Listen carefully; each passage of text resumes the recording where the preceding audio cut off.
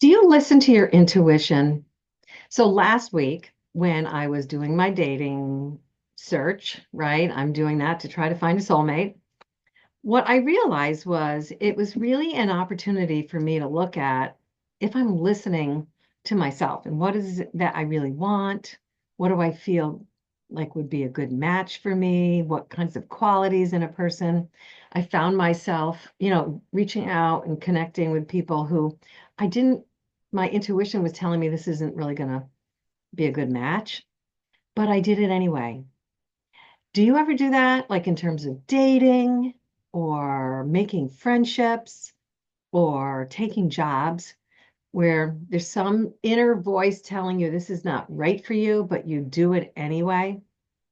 What happens is your prefrontal cortex in your conscious mind overrides your intuition, which really comes from partially your unconscious, your unconscious that knows what the best thing for you is.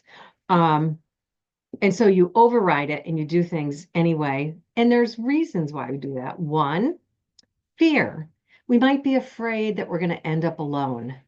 And so rather than sticking to our guns with what we want and the kind of person we want to be with or the kind of people, we just settle. We just go for whoever's right there.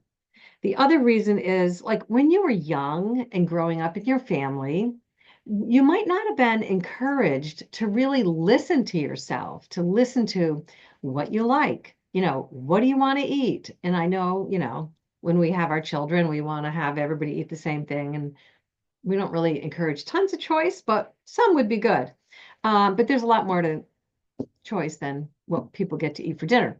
So your parents may not have encouraged you to explore and find out who you are and what you really want and need. So you may not even really know how to listen to that inner voice. You may not have been taught because that's not something that we're born knowing how to do. We really kind of have to be taught by role modeling and having our parents dialogue with us in different ways or other people that were important in our lives. So, and the third reason why we might override that inner voice that says, don't do this, is because of an issue that we have that we haven't resolved. For example, feeling like we're not very important or we don't really matter. We might end up getting involved with somebody who is not good for us and is just going to recreate that feeling. So we override that intuition that says, red flag, danger, danger, this is not a good person for you. So, what do we do about this? It's not easy to make a change here, but the most important thing is to really know yourself, find out what's going on inside of you, make an effort to really try to work on your issues and change what it is that you are wanting, making sure it's a healthy choice you really want and need, and getting rid of any of those obstacles for having a healthy relationship show up in your life. So I ended up, for the most part, you know, telling people, thank you very much, but I don't think we're a good match. That was a good thing. Was it a little risky? Yes, it was for all the above reasons, right? But I am still on my journey and I'm moving forward. And you really learn a lot when you try to commit to something. You have to just kind of watch what comes up and figure out what to do about it.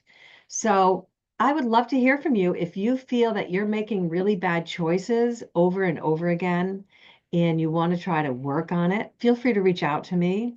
I'd be happy to talk to you and see if I could help you with that. To resolve any of those doubts about yourself and any of those thoughts of not really being capable of having a really good, healthy relationship, of not thinking like this is just the way it's always going to be, because every day is a new beginning and a new opportunity to change and manifest what you really want. So I'll talk to you next week and update you on my journey, and feel free to reach out and chat with me. All right, bye.